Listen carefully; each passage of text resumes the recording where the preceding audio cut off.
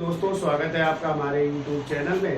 तो देखिए, भारतीय संविधान में चर्चा चल रही थी उच्चतम न्यायालय की जो है, और उच्चतम न्यायालय में आप लोगों ने पढ़ा था कि अनुच्छेद 124 में कहा गया भारत का एक क्या हो गया, उच्चतम न्यायालय होगा। फिर अनुच्छेद 124 का फर्स्ट कहता है कि उच्चतम न्यायालय में जो है एक मुख्य न्यायाधीश और कितने मतलब संसद जो है समय समय पर इनमें परिवर्तन करेगी। तो जब 1950 में संविधान बना तो एक मुख्य न्यायाधीश और 7 अन्य न्यायाधीश, यानी 8 सदस्यीय ये जो है उच्चतम न्यायालय था। और फिर इसको जो है संसद द्वारा प्रक्रिया के अनुसार जो है इसमें परिवर्तन किया गया। और वर्तमान में जो है उच्चतम न्यायालय में न्यायाधीशों की संख्या है 1 + 33 = 34, यानी एक मुख्य न्यायाधीश और 33 अन्य न्यायाधीश। ठीक है। फिर हमने आपको बताया था कि अनुच्छेद 124 के 2 में जो है न्यायाधीशों की नियुक्ति की बात की गई है। और 1993 में न्यायाधीशों की नियुक्ति जो है अब कोलोजियम सिस्टम से की जा रही है। ठीक है।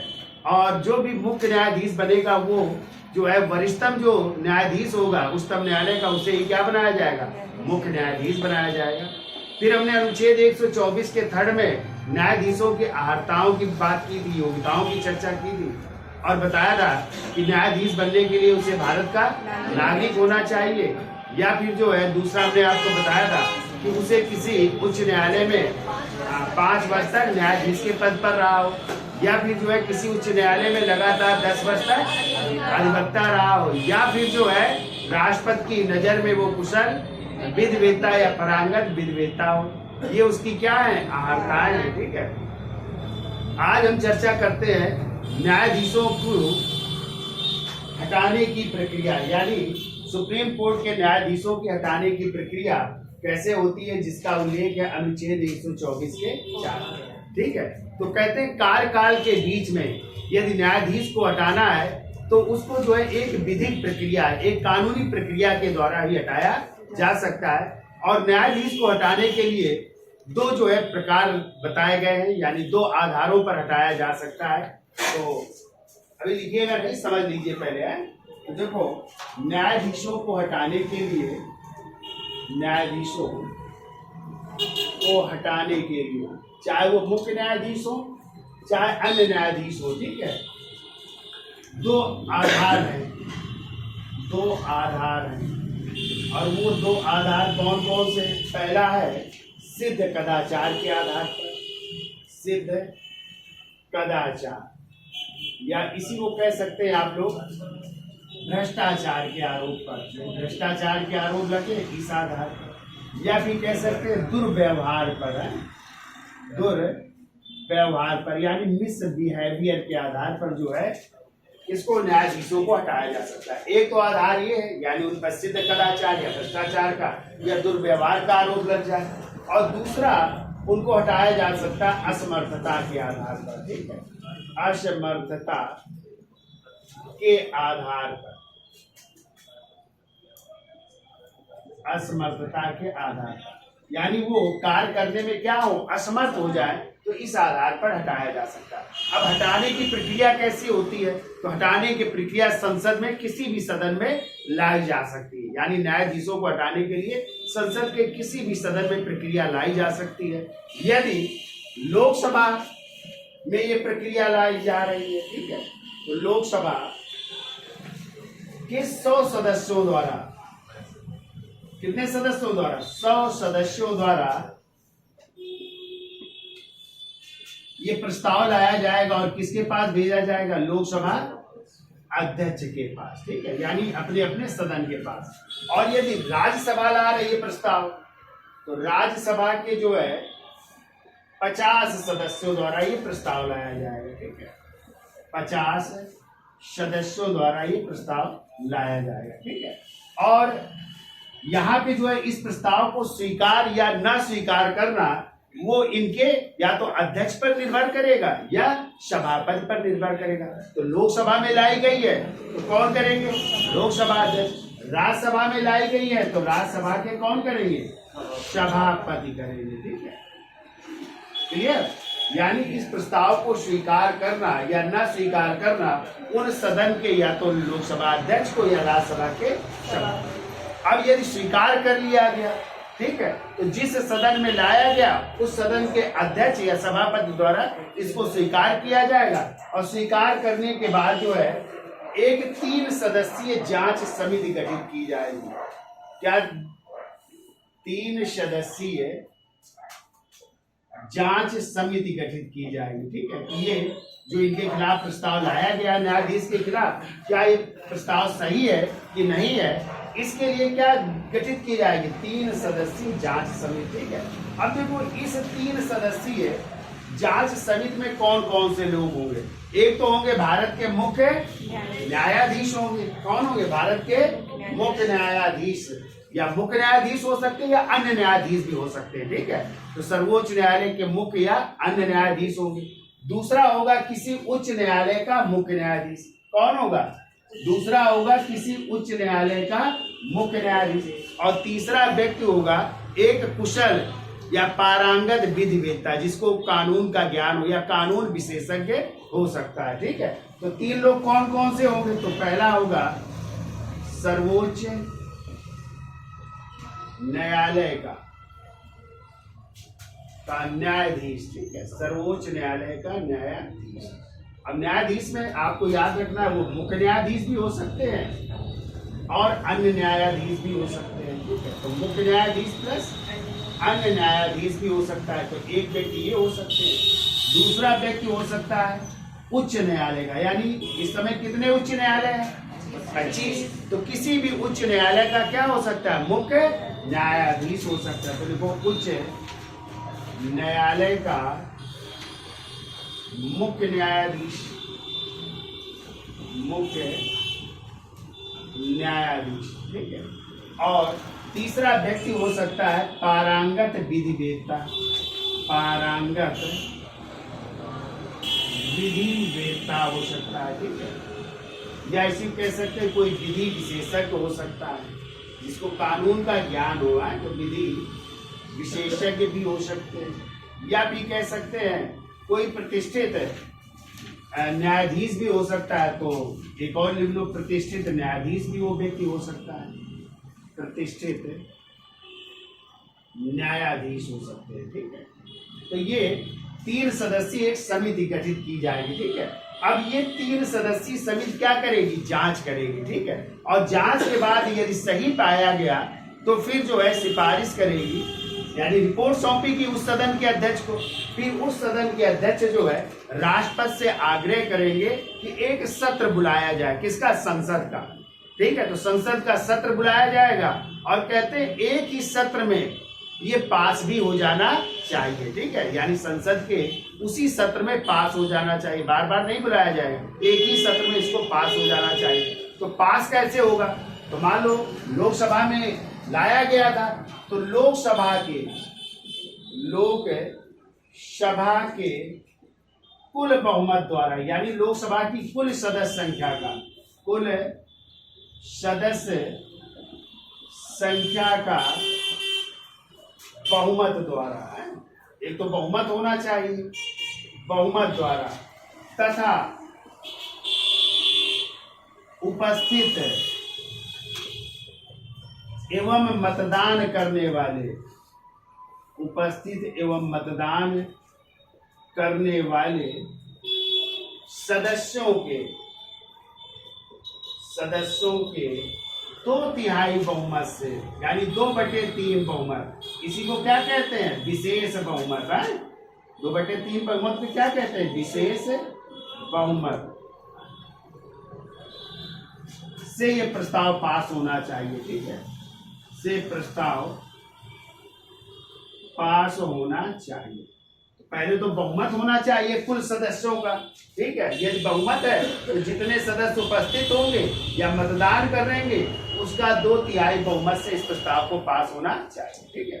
फिर देखिए मामला जाएगा दूसरे सदन में, तो दूसरे सदन में वही न्यायाधीश जिसके खिलाफ लाया गया वो स्वयं उपस्थित होकर के अपनी बात रखेगा। और दूसरा सदन भी यदि मान लो राज्यसभा में गया, दूसरा सदन कौन सा? राज्यसभा। तो राज्यसभा में भी कुल सदस्य संख्या के बहुमत होना चाहिए। पहले कुल सदस्य संख्या का बहुमत, फिर उपस्थित एवं मतदान करने वाले सदस्य, उपस्थित एवं मतदान करने वाले सदस्य का कितना 2/3 बहुमत, यानी यहाँ पे भी विशेष बहुमत से पास होना चाहिए। ठीक है, यानी दोनों सदनों से कैसे पास होना चाहिए, 2/3 बहुमत से पास होना चाहिए। और यदि दोनों सदनों से पास हो जाता है तो राष्ट्रपति उस न्यायाधीश को क्या कर सकते हैं, पद से हटा सकते हैं। तो यही प्रक्रिया कहलाती है महाभियोग जैसी प्रक्रिया। ठीक है, महाभियोग नहीं कहेंगे, लेकिन उसी तरह कुछ प्रक्रिया है, जैसे राजपथ पर महाभियोग की प्रक्रिया होती है, वैसे ही इस पर महाभियोग की जैसी प्रक्रिया द्वारा सुप्रीम कोर्ट के मुख्य न्यायाधीश व अन्य न्यायाधीशों को हटाया जा सकता है। ठीक है, तो यहाँ तक क्लियर हो गया। लेकिन अभी तक किसी भी उच्चतम न्यायालय के न्यायाधीश को इस प्रक्रिया द्वारा पद से हटाया नहीं गया, जबकि 1991 में एक न्यायाधीश थे जो पंजाब और हरियाणा, ठीक है, उच्च न्यायालय के मुख्य न्यायाधीश रहे थे और उनके खिलाफ भ्रष्टाचार का आरोप उस दौरान लगा था। फिर जो है सुप्रीम कोर्ट के वो न्यायाधीश बने थे, तो उनके खिलाफ ये प्रस्ताव लाया गया था। ठीक है, और उनका नाम था वी रामास्वामी। क्या नाम था? वी रामास्वामी के खिलाफ ये प्रस्ताव 1991 में लाया गया था। तो कहते हैं उन पर जांच सही पाई गई थी, यानी भ्रष्टाचार का आरोप सही पाया गया था। ये 3 सदस्यीय जांच समिति भी गठित की गई थी और उन्होंने रिपोर्ट सौंपी तो वो मामला सही था। तो कहते हैं कि ये जो है प्रस्ताव जब लाया गया, मतलब उन्होंने कहा कि नहीं, इन पर भ्रष्टाचार का आरोप लगा है, लेकिन जब ये रखा गया प्रस्ताव तो लोकसभा में कांग्रेस की सरकार थी, तो कांग्रेस ने क्या कर दिया, वॉक आउट कर दिया, यानी मतदान में भाग ही नहीं लिया। इस कारण ये प्रक्रिया क्या हो गई, समाप्त हो गई। फिर दोबारा फिर आया, कोलकाता उच्च न्यायालय के न्यायाधीश थे सौमित्र सेन, उनके खिलाफ, तो वो उच्च न्यायालय के न्यायाधीश थे, उनके खिलाफ भी लाया गया। तो कहते हैं जब ये मामला पहुंचा तो उन्होंने जब कहते हैं राज्यसभा से पास हो गया, लोकसभा गया, तो कहते हैं उन्होंने जब प्रक्रिया पूरी होने से पहले ही त्याग पत्र दे दिया। ठीक है, इस कारण जो है ये भी प्रक्रिया समाप्त हो गई।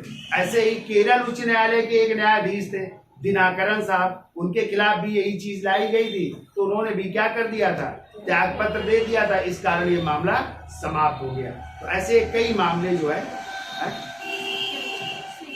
अच्छा सिक्किम के थे, सिक्किम के जो है उच्च न्यायालय के मुख्य न्यायाधीश थे पाल डेनियल दिनाकरन। ठीक है, उनके खिलाफ भी जो है कर्नाटक के उच्च न्यायालय के मुख्य न्यायाधीश थे, तब जो है लाया गया था। वित्तीय अनियमितता पाई गई थी, लेकिन जो है राज्यसभा में जैसे ये कार्रवाई प्रारंभ होने की, तो इन्होंने भी क्या कर दिया था, अपने पद से त्याग पत्र दे दिया था। इस कारण ये प्रक्रिया पूरी नहीं की जा सकी। ठीक है, तो याद हो जाएगा इतना महाभियोग की प्रक्रिया। ठीक है, तो किस आधार पर लगाया जा सकता है, सिद्ध कदाचार, भ्रष्टाचार या दुर्व्यवहार के आधार या असमर्थता के आधार पर। ठीक है, लोकसभा के कितने सदस्यों द्वारा लाया जाएगा, 100 सदस्यों द्वारा, राज्यसभा के 50। अब इस प्रस्ताव को मानना या मानना उस सदन के अध्यक्ष पर निर्भर करता है। लोकसभा लाया गया है तो लोकसभा अध्यक्ष स्वीकार भी कर सकती है, अस्वीकार भी कर सकती है। ऐसे राज्यसभा में लाया गया तो राज्यसभा के सभापति स्वीकार कर सकते हैं और अस्वीकार भी कर सकते हैं। यदि स्वीकार कर लिया तो फिर जो है उस सदन के जो अध्यक्ष होंगे, जिस सदन में लाया गया, वो एक क्या गठित करेंगे, 3 सदस्यीय जांच समिति का गठन की घोषणा करेंगे। उस जांच समिति में कौन कौन होंगे, सर्वोच्च न्यायालय के न्यायाधीश, तो न्यायाधीश में मुख्य न्यायाधीश भी हो सकते हैं या अन्य न्यायाधीश भी हो सकते हैं सर्वोच्च न्यायालय के।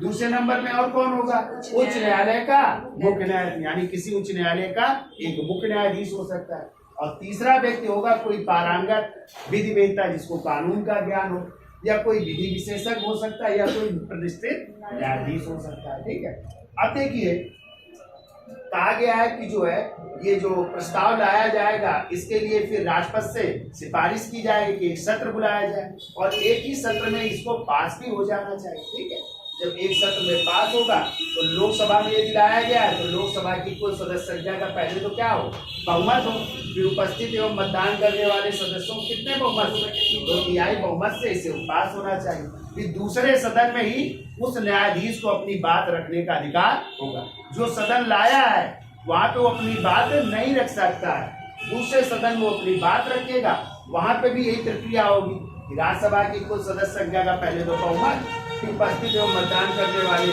सदस्यों के 2/3 बहुमत से यहाँ से भी पास होना चाहिए, और दोनों सदनों से यदि पास हो जाता है तो फिर उस व्यक्ति को राष्ट्रपति जो है क्या कर सकते हैं, पद से मुक्त कर सकते हैं। ठीक है, तो उनको हटाया जा सकता है। ठीक है, क्लियर हुआ? तो अब तक किसके खिलाफ पहली बार, अभी तक तो लाया नहीं गया, लेकिन पहली बार जो है किसी के विरुद्ध प्रस्ताव, मतलब इस आधार पर किसी को हटाया नहीं गया, लेकिन लाया गया था पहली बार किसके खिलाफ, 1991 में, और उनका नाम था वी रामास्वामी के खिलाफ लाया गया था 1991 में। ठीक है, फिर दोबारा हमने बताया कोलकाता उच्च न्यायालय के न्यायाधीश थे सौमित्र सेन के विरुद्ध, और तीसरी बार जो है सिक्किम उच्च न्यायालय के मुख्य न्यायाधीश थे पाल डेरियल दिनाकरन के खिलाफ। ठीक है, लेकिन प्रस्ताव जब राज्यसभा में लाया गया तो उसके पहले ही सबने इन लोगों ने त्याग पत्र दे दिया। ठीक है, तो इसको लिखा देते हैं, फिर आगे चलते हैं। ठीक है, तो चलिए देखिए अगली हेडिंग डाल लीजिए, और वो है शपथ या प्रतिज्ञान या ओथ इंग्लिश में कहते हैं, और इसका उल्लेख है अनुच्छेद 124 के 6 में। ठीक है, तो देखिए सर्वोच्च न्यायालय के न्यायाधीशों को शपथ कौन दिलाता है, राष्ट्रपति या राष्ट्रपति द्वारा नियुक्त कोई व्यक्ति जो है इनको शपथ दिलाता है। ठीक है, लेकिन आप लोग ध्यान रखिएगा व्यवहार में मुख्य न्यायाधीश को तो शपथ राष्ट्रपति दिलाते हैं, लेकिन अन्य न्यायाधीशों को शपथ जो है भारत का मुख्य न्यायाधीश दिला देता है व्यवहार में। ठीक है, बाकी कहा गया है कि शपथ कौन दिलाएंगे, भारत के राष्ट्रपति दिलाएंगे, लेकिन राष्ट्रपति किसको दिला देते हैं, मुख्य न्यायाधीश को व्यवहार में, और फिर जो है मुख्य न्यायाधीश किसको दिला देता है, अन्य न्यायाधीशों को दिला देता है। लेकिन वहां पे लिखित है कि राष्ट्रपति न्यायाधीशों को शपथ दिलाएंगे, और राष्ट्रपति नहीं है तो फिर कौन दिलाएगा, उनके द्वारा नियुक्त कोई व्यक्ति दिलाएगा। ठीक है, तो ये शपथ किस चीज की लेते हैं, तो सभी लोग जो है संविधान के प्रति निष्ठा की शपथ लेते हैं। किसकी लेते हैं, संविधान के प्रति निष्ठा की शपथ लेते हैं। और आपको पता है कि न्यायाधीशों की शपथ का प्रारूप किस अनुसूची में है, तो तीसरी अनुसूची में, ये भी आपको ध्यान रखना है। ठीक है, यानी न्यायाधीशों की शपथ का प्रारूप किस अनुसूची में है, तीसरी अनुसूची में है। ठीक है, तो लिखिए उच्चतम न्यायालय के न्यायाधीशों को शपथ, उच्चतम न्यायालय के न्यायाधीशों को शपथ राष्ट्रपति द्वारा, राष्ट्रपति द्वारा, और राष्ट्रपति नहीं है तो लिखो या उनके द्वारा, राष्ट्रपति द्वारा या उनके द्वारा नियुक्त, या उनके द्वारा नियुक्त व्यक्ति द्वारा दिलाई जाती है। उनके द्वारा इस कार्य के लिए नियुक्त है, इस कार्य के लिए नियुक्त व्यक्ति द्वारा दिलाई जाती है, व्यक्ति द्वारा दिलाई जाती,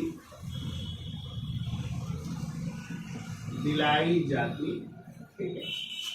तो राष्ट्रपति नहीं है तो उनके द्वारा नियुक्त कोई व्यक्ति, वैसे तो राष्ट्रपति का पद कभी रिक्त नहीं होता, आप लोग ध्यान रखिएगा। ठीक है, यदि राष्ट्रपति की मृत्यु हो चुकी है तो कार्यवाहक कौन होंगे, राष्ट्रपति, उपराष्ट्रपति, और उपराष्ट्रपति भी नहीं है तो सर्वोच्च न्यायालय का मुख्य न्यायाधीश जो है राष्ट्रपति, कार्यवाहक राष्ट्रपति के रूप में कार्य करेगा। लेकिन मान लो यदि राष्ट्रपति नहीं है भारत में, कहीं विदेश में है, ऐसे असमर्थ यानी उपस्थित ना होने के कारण वो अपने द्वारा नियुक्त किसी व्यक्ति को नियुक्त कर जाएगा और वो व्यक्ति उनको शपथ दिलाएगा। ठीक है, लेकिन लिखो व्यवहार में, अगला पॉइंट लिखो व्यवहार में मुख्य न्यायाधीश को शपथ राष्ट्रपति, व्यवहार में मुख्य न्यायाधीश को शपथ कौन दिलाएंगे, राष्ट्रपति है, राष्ट्रपति, तथा अन्य न्यायाधीशों को शपथ, तथा अन्य न्यायाधीशों को शपथ कौन दिला देगा? मुख्य न्यायाधीश दिला देता है, ठीक है, मुख्य न्यायाधीश दिला देता है। लेकिन संविधान जो 124 का 6 कहता है कि न्यायाधीशों को शपथ चाहे वो मुख्य हो चाहे अन्य हो, कौन दिलाएगा? राष्ट्रपति। और राष्ट्रपति नहीं है उपस्थित तो उनके द्वारा कोई इस कार्य के लिए नियुक्त व्यक्ति दिलाएगा। लेकिन जहाँ तक व्यवहार में क्या होता है, मुख्य न्यायाधीश को तो राष्ट्रपति दिला देते हैं, लेकिन जो अन्य न्यायाधीश है उनको कौन दिला देता है? ये व्यवहार में है। बाकी जो है संवैधानिक बात ये की गई है, ठीक है। अब ये किसकी शपथ लेते हैं? तो देखो, सभी न्यायाधीश संविधान के प्रति निष्ठा की शपथ लेते हैं। सभी न्यायाधीश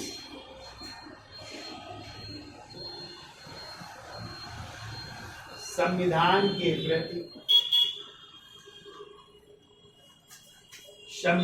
के प्रति निष्ठा की शपथ लेते हैं। निष्ठा की शपथ लेते हैं। फिर आपको ध्यान रखना है कि शपथ का प्रारूप किस अनुसूची में है? अनुसूची 3 में। तो देखो शपथ का प्रारूप, शपथ का प्रारूप अनुसूची 3 में दिया गया है। अनुसूची 3 में दिया गया है।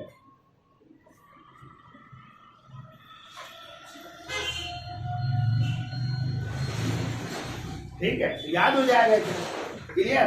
अब हेडिंग डाल दीजिए भारत के न्यायाधीश या मुख्य न्यायाधीश। तो इस समय भारत के कितने मुख्य न्यायाधीश बन चुके हैं? 50। यानी 50वें क्रम के इस समय मुख्य न्यायाधीश कौन है?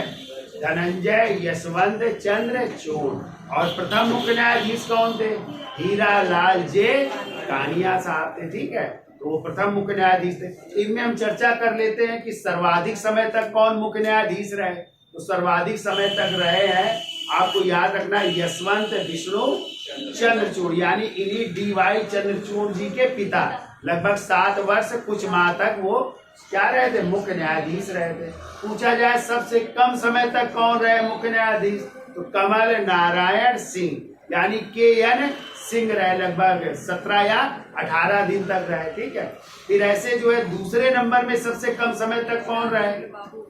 तो राजेंद्र बाबू रहे, और वो 29 दिनों तक जो है मुख्य न्यायाधीश के पद पर रहे, ठीक है। फिर क्वेश्चन आता है कौन है जो प्रथम दलित राष्ट्रपति रहे? तो के.जी. बालकृष्णन, वो क्या रहे? दलित राष्ट्रपति। फिर क्वेश्चन आता है स्वतंत्र भारत में जन्म लेने वाले कौन मुख्य न्यायाधीश है? तो एस.एच. कपाड़िया। कौन? यानी जब भारत स्वतंत्र हुआ उस दौरान जन्म लेने वाले व्यक्ति है एस.एच. कपाड़िया। फिर क्वेश्चन आता है प्रथम सिख मुख्य न्यायाधीश कौन है? तो जे.एस. खेयर, जगदीश सिंह खेयर, ये सिख न्यायाधीश है, ठीक है। फिर क्वेश्चन आता है कौन ऐसे मुख्य न्यायाधीश रहे हैं जो उपराष्ट्रपति भी रहे और कार्यवाहक राष्ट्रपति भी रहे? तो मोहम्मद हिदायतुल्लाह।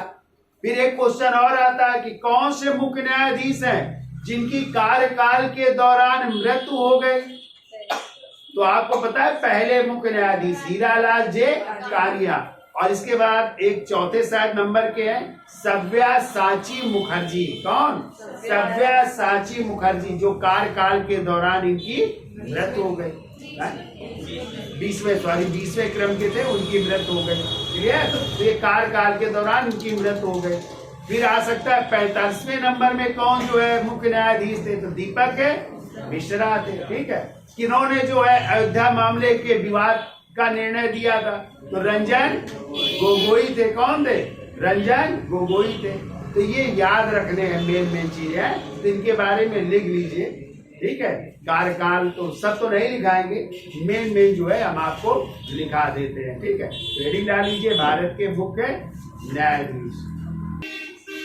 तो हेडिंग डालिए भारत के मुख्य न्यायाधीश। तो पहले लिखिए प्रथम मुख्य न्यायाधीश कौन थे? हीरालाल जे कानिया, ठीक है। और इनका टाइम है 26 जनवरी 1950 से 6 नवंबर 1951। तो आप लोग कहोगे कि उच्चतम न्यायालय तो अस्तित्व में आया कब? 28 जनवरी 1950 को। ये कैसे 26 जनवरी को बन गए? तो हमने आपको बताया था तब ये संघीय न्यायालय था आपका उच्चतम न्यायालय, और संघीय न्यायालय के ये क्या थे उस समय? मुख्य न्यायाधीश थे। लेकिन भारत कब गणतंत्र हुआ? 26 जनवरी 1950 को संविधान लागू हुआ, और इसीलिए जो है ये 26 जनवरी 1950 को ये क्या बन गए थे? मुख्य न्यायाधीश के रूप में ही कार्य कर रहे थे। लेकिन आपका जो है उच्चतम न्यायालय जब स्वतंत्र रूप से अस्तित्व में आया, उसकी डेट है 28 जनवरी 1950। ये याद रखना है आपको, ठीक है। और कभी यदि आ जाए ये संघीय न्यायालय के किस क्रम के मुख्य न्यायाधीश थे? तो चौथे क्रम के। किस क्रम के थे? चूंकि पहले मुख्य न्यायाधीश थे संघीय न्यायालय के सर मॉरिस गवेयर थे। और आपका संघीय न्यायालय कब कार्य करना शुरू किया था? 1 अक्टूबर 1937 को। और तब अंतिम अदालत क्या थी? प्रीवी काउंसिल, जो लंदन में थी, ठीक है। लेकिन 28 जनवरी 1950 से आपका जो संघीय न्यायालय था स्वतंत्र रूप से क्या बन गया? उच्चतम न्यायालय बन गया, यानी अंतिम अदालत बन गई, ठीक है। चलिए, और इनके बारे में याद रखिएगा, देखो इनकी कार्यकाल के दौरान मृत्यु हो गई। इनकी कार्यकाल के दौरान, यानी पद पर ही थे तभी मृत्यु हो गई। कार्यकाल के दौरान मृत्यु, कार्यकाल के दौरान मृत्यु, ठीक है। फिर के दूसरे, शुरू के 2-3 लिख लीजिए, है तो दूसरे लिखो एम पतंजलि शास्त्री। एम पतंजलि शास्त्री, और इनका टाइम लिखो 7 नवंबर 1951 से 7 नवंबर 1951 से इनका है 3 जनवरी 1954 तक है। 3 जनवरी 1954 तक ये अपने पद पर है। इनके तीसरे नंबर की, और तीसरे नंबर में बने थे मेहर चंद्र महाजन है। तो मेहर चंद्र महाजन, और इनका टाइम लिखिए 4 जनवरी 1954 से 4 जनवरी 1954 से 22 दिसंबर 1954 तक। 22 दिसंबर 1954 तक ये अपने पद पर रहे। फिर देखिए चौथे नंबर में मोहम्मद हिदायतुल्लाह, मोहम्मद हिदायतुल्लाह चौथे नंबर के मुख्य न्यायाधीश हैं। इनका टाइम है 23 दिसंबर 1954 से 25 फरवरी 1900 चौथे नंबर पे नहीं है, 11वें नंबर में, 11वें नंबर में मोहम्मद हिदायतुल्लाह, ठीक है। इनका टाइम लिखिए 25 फरवरी 1968 से 25 फरवरी 1968 से 16 दिसंबर 1970 तक। 16 दिसंबर 1970। और देखिए इन्हीं के बारे में हमने बताया था, ये किस किस पद पर रहे? ये उपराष्ट्रपति भी रहे, ठीक है। उपराष्ट्रपति प्लस कार्यवाहक राष्ट्रपति भी रहे। कार्यवाहक राष्ट्रपति भी रहे। तो हमने आपको बताया था जब जाकिर हुसैन साहब की मृत्यु हुई थी ना, तो उस समय जो है वीवी गिरी उपराष्ट्रपति थे, तो पहले वो बन गए कार्यवाहक राष्ट्रपति, लेकिन वो चुनाव लड़ गए किसका? राष्ट्रपति का, तो पद रिक्त हो गया। तो फिर मुख्य न्यायाधीश के रूप में कौन थे? यही थे मोहम्मद हिदायतुल्लाह, तो इनको कार्यवाहक राष्ट्रपति बनाया गया था, ठीक है। 11 के बाद लिखिए 13वें नंबर में, 13वें नंबर के मुख्य न्यायाधीश है, उनका नाम है एस.एम. सीकरी, यानी सर्वमित्र सीकरी है। सर्वमित्र सीकरी नाम है इनका पूरा है, यानी एस.एम. सीकरी है, एस.एम. सीकरी। और इनका टाइम लिखिए, इनका टाइम है 22 जनवरी 1971 से 22 जनवरी 1971 से 25 अप्रैल 1973 तक। 25 अप्रैल 1973 तक, ठीक है। और इन्हीं के समय एक मामला है, तो आप लोगों ने पढ़ा होगा, केशवानंद भारती बनाम केरल राज्यवाद। केशवानंद भारती बनाम केरल राज्य,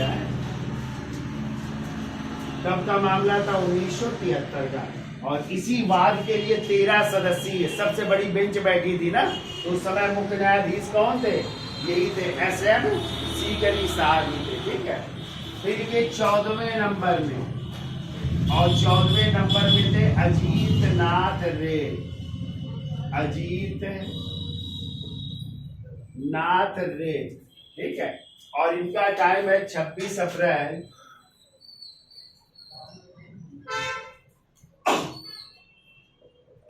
1973 से लेकर के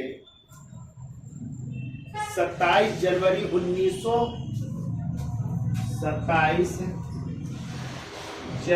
1977 तक, ठीक है। तो हमने आपको पढ़ाया था कि पहली बार वरिष्ठता का उल्लंघन हुआ था, तो 3 इनसे वरिष्ठ थे न्यायाधीश, सेलेट साहब, हेगड़े साहब और एक ग्रोवर साहब, तो उनको ना बना करके जो है चौथे नंबर में थे कौन? अजीत नाथ रे, इन्हें मुख्य न्यायाधीश बना दिया गया था। तो उस समय जो है, चूंकि जो सरकार चाहती थी वही क्या बनता था?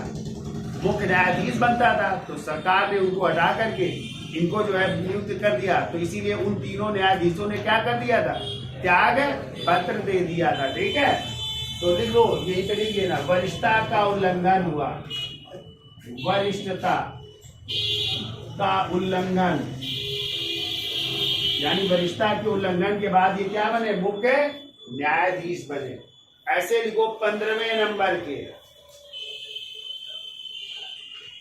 15वें नंबर के हैं M.H. Baig, M.H. Bag.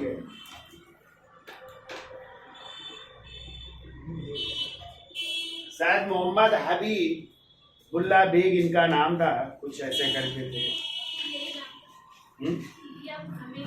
Mohammad Hamidullah bag है, देख लो, मोहम्मद हमीदुल्ला बेग है, बेग नाम का। और इनका टाइम है 28 जनवरी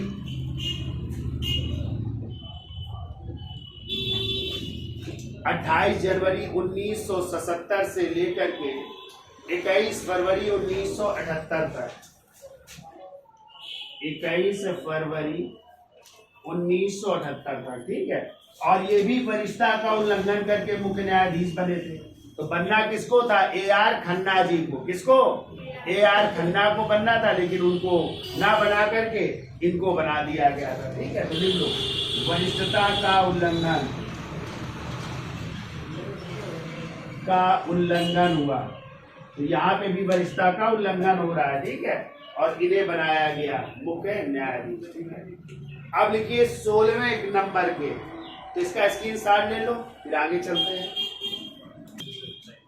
तो देखिए, अब 16वें क्रम में लिखिए, और 16वें क्रम में कौन है? यशवंत विष्णु चंद्रचूड़। इन्हीं को कहते हैं वाई.वी. चंद्रचूड़ भी कहते हैं, ठीक है, वाई.वी. चंद्रचूड़। और यही जो है आपके इस समय जो मुख्य न्यायाधीश हैं, धनंजय यशवंत चंद्रचूड़ के क्या थे? पिताजी थे, ठीक है, फादर थे। और इनका टाइम है 22 फरवरी 1978 से 11 जुलाई 1985 तक। तो क्वेश्चन आता है सर्वाधिक समय तक कौन मुख्य न्यायाधीश के पद पर रहा? तो यही रहे।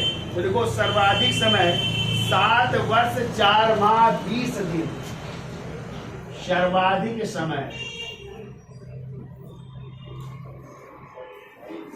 7 वर्ष 4 माह 20 दिन तक ये मुख्य न्यायाधीश के पद पर रहे, यानी सर्वाधिक समय तक ये पद पर बने रहे, ठीक है।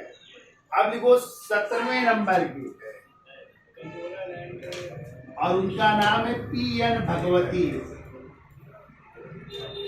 और इन्हें लोक अदालतों का जन्मदाता भी माना जाता है। किसे? पी.एन. भगवती को लोक अदालत का जन्मदाता माना जाता है। ठीक है? नहीं, लोक अदालतें नहीं है जो, हाँ, लोक अदालतें वहां पे जल्दी सुनवाई होती है। ठीक है? तो लिखिए, इनका टाइम है 12 जुलाई 1985 से 12 जुलाई 1985 से लेकर के इनका टाइम है 20 दिसंबर 1986 तक। 20 दिसंबर 1986 तक। ठीक है? तो इनका नाम है पी.एन. भगवती। ठीक है? और इनके बारे में लिख लो, ये अंतरराष्ट्रीय न्यायालय के क्या रहे? न्यायाधीश भी रहे। ठीक है? लिख लो, अंतरराष्ट्रीय न्यायालय के न्यायाधीश। तो अंतरराष्ट्रीय न्यायालय कहाँ पे है भैया? द हेग, नीदरलैंड में है। ठीक है? तो उसके न्यायाधीश भी रहे हैं। फिर को 18वें नंबर में R.S. पाठक, R.S. पाठक, और इनका टाइम है 21 दिसंबर 1986 से लेकर के 18 जून 1989 तक। 18 जून 1989 तक। ठीक है? फिर लिख लो, ये भी अंतरराष्ट्रीय न्यायालय के न्यायाधीश रहे। अंतरराष्ट्रीय न्यायालय के न्यायाधीश, तो ये भी रहे, अंतरराष्ट्रीय न्यायालय में न्यायाधीश रहे। ठीक है? अब 18 के बाद इनके 20वां नंबर डालिए, और 20वें के बारे में हमने बताया था, सव्यसाची मुखर्जी। सव्यसाची मुखर्जी,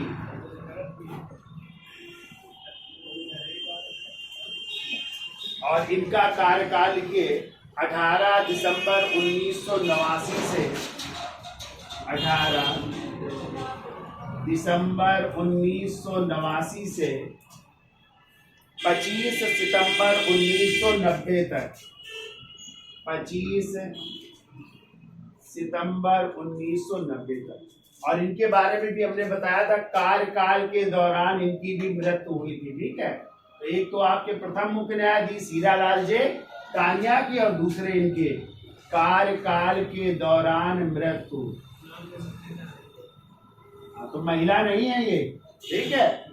पुरुष है सव्यसाची मुखर्जी, ये याद रखिए। अभी तक कोई महिला सर्वोच्च न्यायालय की मुख्य न्यायाधीश नहीं बनी है। हो सकता है बन जाए आगे भविष्य में, अभी तक नहीं बनी। हाँ, अब लिखिए 22वें मुख्य न्यायाधीश है कमल नारायण सिंह। कमल नारायण सिंह, या इन्हीं को के.एन. सिंह भी कह सकते हैं। ठीक है? और इनका टाइम है 25/11/1991 से 25 नवंबर 1991 से 12 दिसंबर 1991 तक।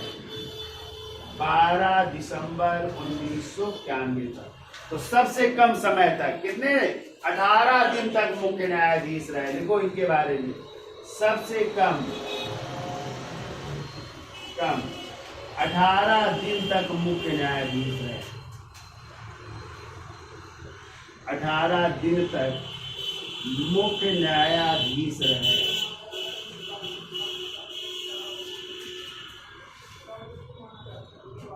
मुख्य न्यायाधीश रहे। ठीक है?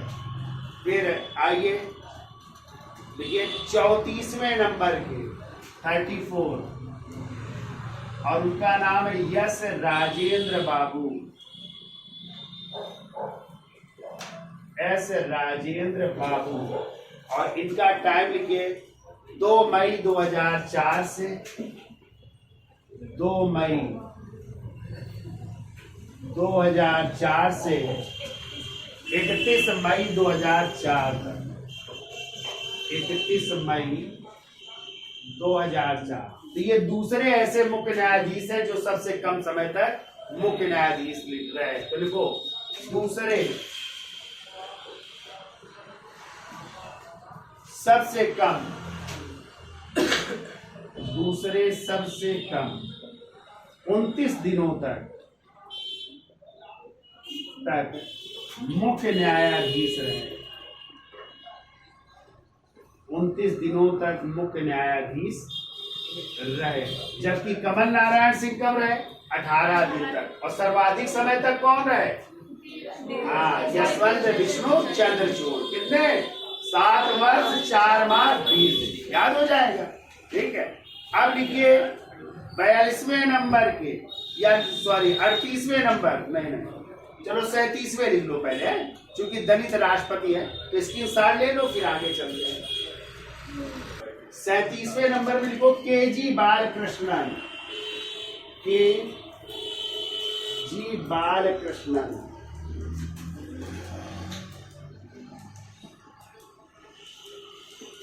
और इनका टाइम लिखिए के.जी. बालकृष्णन जी का 14 जनवरी 2007 से 14 जनवरी 2007 से लेकर के कब तक रहे? 11 मई 2010 तक। 11 मई 2010 तक, ठीक है। और इनके बारे में याद रखिएगा, ये भारत के प्रथम दलित मुख्य न्यायाधीश है। लिखिए भारत के प्रथम दलित मुख्य न्यायाधीश, यानी एससी कैटेगरी से थे, दलित मुख्य न्यायाधीश।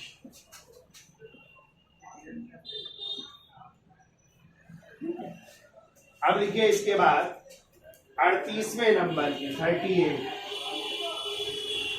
और उनका नाम है एस.एच. कपाड़िया। एस.एच.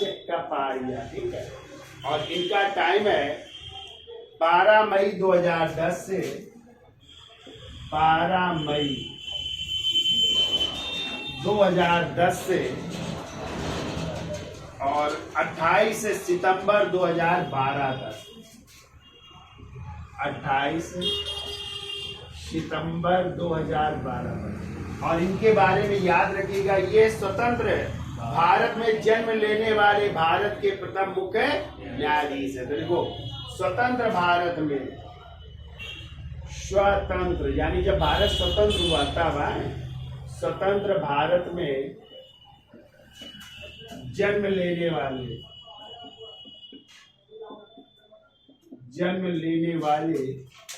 प्रथम मुख्य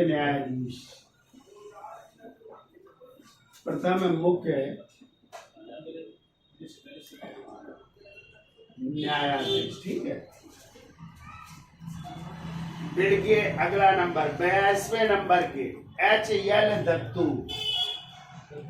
42 में लिखो H.L. दत्तू, तोता बना देना। H.L. दत्तू लिखो 28 सितंबर 2014 से 28 सितंबर 2014 से 2 दिसंबर 2015 तक रहे। 2 दिसंबर 2015, ठीक है। इनके बारे में लिख लो मानवाधिकार आयोग के अध्यक्ष। इस समय अरुण कुमार मिश्रा जी हैं, इसके पहले यही थे। तो लिख लो मानवाधिकार आयोग के अध्यक्ष रहे ये, ठीक है।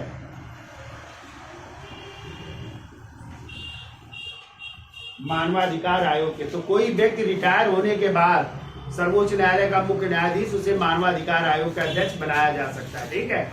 और इसके अलावा भी मुख्य न्यायाधीश जो है राज्यसभा के सदस्य भी बन सकते हैं। वो किसी राज्य के राज्यपाल भी बन सकते हैं, वो लोकसभा के सदस्य भी बन सकते हैं, और ऐसा हुआ भी है। ठीक है, अभी हम चर्चा करेंगे। जैसे आपको पता है इस समय रंजन गोगोई साहब जब रिटायर हुए तो वो राज्यसभा के क्या बन गए, सदस्य बन गए।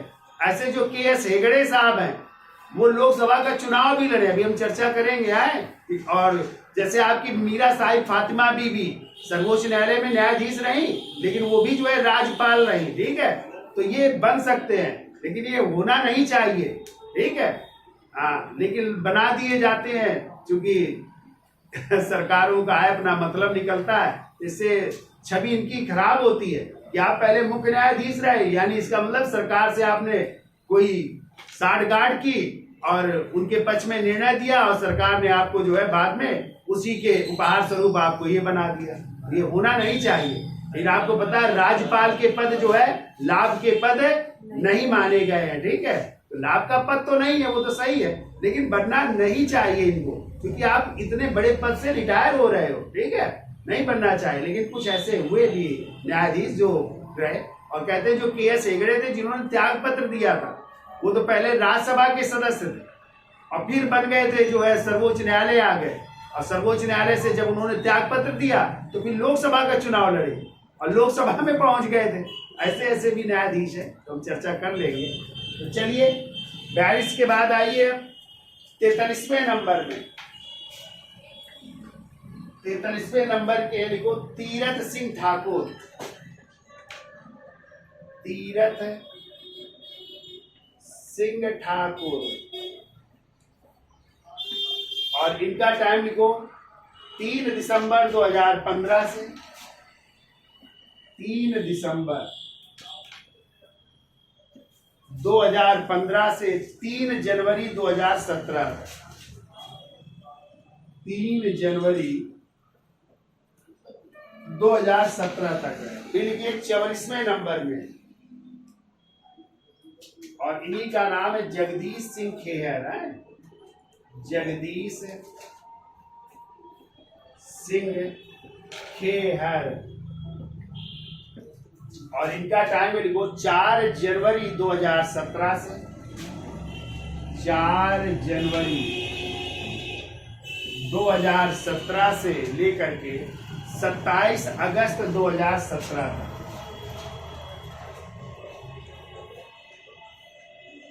27 अगस्त 2017 तक। और लिख लो इनके बारे में, ये पहले सिख मुख्य न्यायाधीश हैं।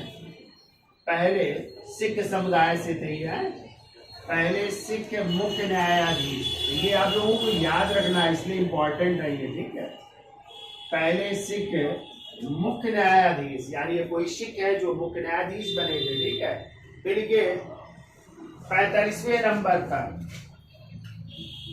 दीपक मिश्रा जी। दीपक मिश्रा, और इनका टाइम है 28 अगस्त 2017 से 28 अगस्त 2017 से लेकर के 2 अक्टूबर 2018 तक। 2 अक्टूबर 2018 तक। ठीक है, 2 अक्टूबर 2018।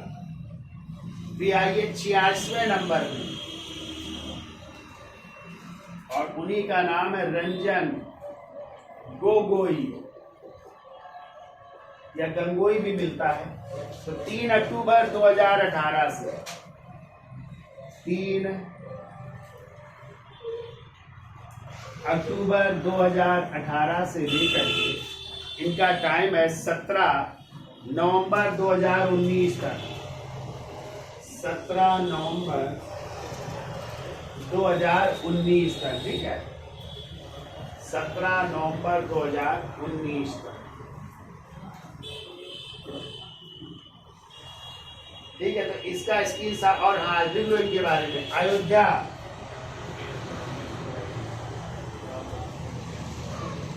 अयोध्या विवाद, ये निर्णय के समय मुख्य न्यायाधीश थे, मुख्य न्यायाधीश थे, ठीक है, मुख्य न्यायाधीश थे, ठीक है। अभी खेहर जी के बारे में चर्चा करेंगे हम। तो जो 99वां संविधान संशोधन आया था, न्यायिक नियुक्ति आयोग, तो उसमें जो है ये था कि कौन इसकी अध्यक्षता करे, ठीक है, क्योंकि उसमें एक अध्यक्ष 6 सदस्यों की टीम थी। तो ये था कि जो है 6 सदस्य नियुक्त किए जाने थे। तो कहा गया इसकी कौन करेगा डिसीजन इसके लिए, तो वो कहलाया कौन सा जजेस केस, 4th जजेस केस कहलाता है, ठीक है। तो जो उस समय मुख्य न्यायाधीश थे उन्होंने मना कर दिया, कहा कि मैं कैसे अध्यक्षता कर सकता हूँ इसकी, कि मैं ही जो है इसका एक सदस्य हूँ और कोलोजियम में मैं हूँ। तो दूसरे से कहा गया भैया आप करिए। तो दूसरे नंबर के जो थे वरिष्ठ न्यायाधीश, तो उन्होंने कहा मैं कैसे कर सकता हूँ, मैं भी तो हूँ इसमें सदस्य, और दूसरा मैं वरिष्ठ भी हूँ, तो उन्होंने भी मना कर दिया।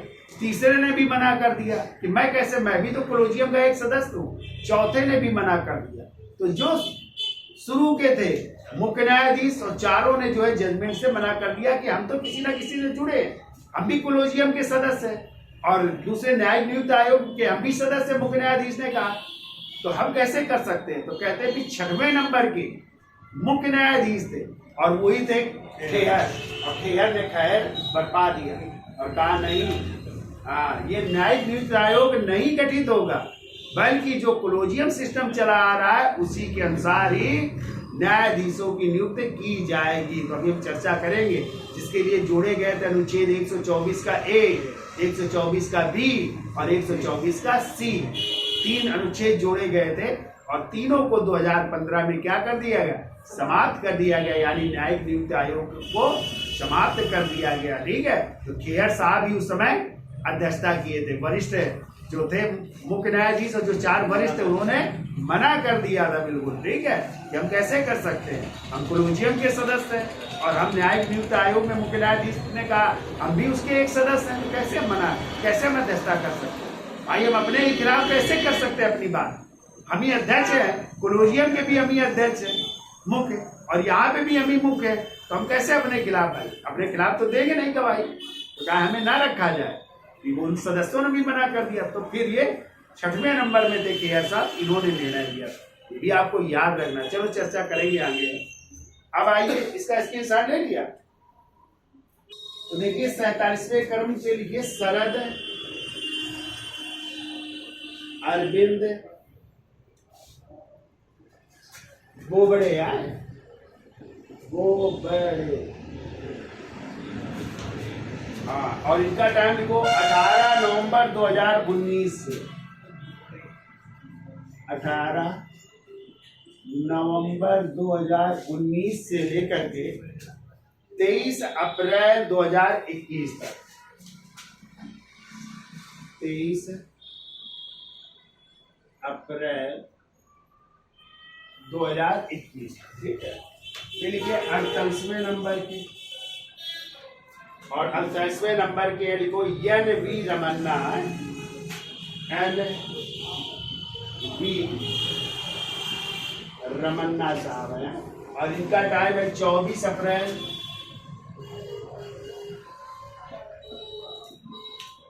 2021 से लेकर के 26 अगस्त 2022 तक है, 26 अगस्त 2022 ये इनका टाइम है। फिर 49वें नंबर में लिखिए यू ललित है, इनका पूरा नाम है उदय उमेश ललित है, उदय उमेश ललित, या शार्ट नेम लिख लो यू ललित भी कहते हैं। टाइम लिखो इनका 27 अगस्त 2022 से लेकर के 8 नवंबर 2022 तक, 8 नवंबर 2022 तक, ठीक है। और अब लिखिए वर्तमान में या 50वें क्रम के, उनका नाम है DY यानी धनंजय यशवंत चंद्रचूड़ इन्हीं कहते हैं डी.वाई. चंद्रचूड़ है, डी.वाई. चंद्रचूड़। और यही जो है इसके बेटे हैं यशवंत विष्णु चंद्रचूड़ के। टाइम लिखो इनका 9 नवंबर 2022 से कब तक? हाँ, अब तक। अब देखो जब रिटायर हो जाएंगे अगले कौन बनते हैं, ठीक है। तो इस समय कितने न्यायाधीश हो चुके सर्वोच्च न्यायालय? 50 न्यायाधीश। 50वें नंबर में ये आपके हैं धनंजय यशवंत चंद्रचूड़, ठीक है। लिखो कुछ पॉइंट और है, लिखिए। उच्चतम न्यायालय के मुख्य न्यायाधीश के सुब्बा राव ने राष्ट्रपति का चुनाव लड़ा था। कभी आ जाए कोई ऐसे मुख्य न्यायाधीश है जिन्होंने राष्ट्रपति का चुनाव लड़ा था, तो लिखो उच्चतम न्यायालय के मुख्य न्यायाधीश। कुछ चीजें लिख लो, जानिए आप लोग।